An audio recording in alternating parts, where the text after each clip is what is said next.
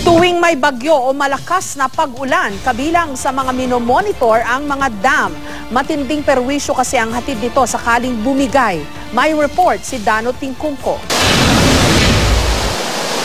Malakas ang agos ng tubig sa spillway ng Bustos Dam nang bisitahin namin ito kanina. Pero kung tutusin, ang level nitong 16.7 meters, malayo pa sa critical level na 17.75 meters.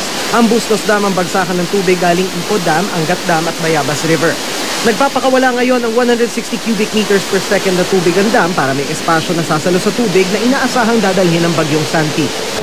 Pre-release ang tawag natin, ibig sabihin ay pinapababa natin ang elevation ng tubig bilang pag-aabang sa pagdating ng isang bagyo o kaya ay ng habagat.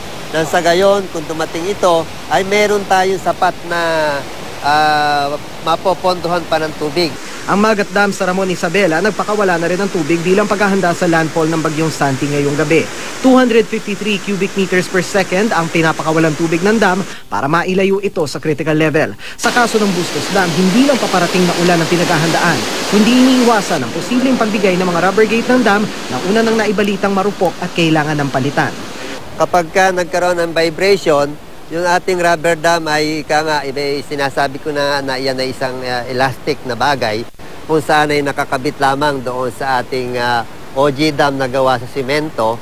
So pag ito ay gumalaw at nag-vibrate, may posibilidad na ito ay mapunit. Sa tuwing may papalapit na bagyo, kabilang sa mga mahigpit na binabantayan ng mga dam.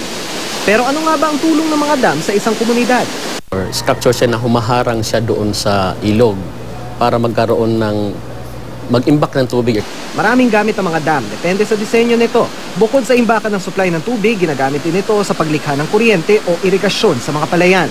Kapag kailangan natin ng tubig sa irigasyon, ay ating binubuksan yung ating mga gates na ito para papasok sa loob ng ating kanal at patungo na sa ating mga lateral at mga bukirin.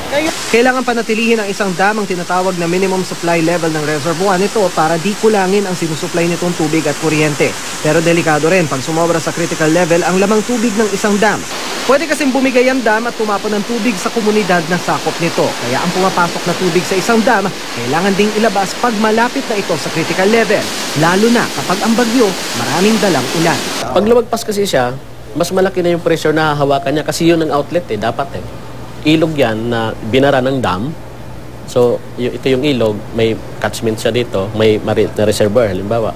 Binara lang siya dyan. So, kung tumaas yung tubig dito, lalakas yung pressure na tutulak sa kanya. Yung pressure na yun ang magpapabagsak sa kanya. Dano Tingkungko, GMA News.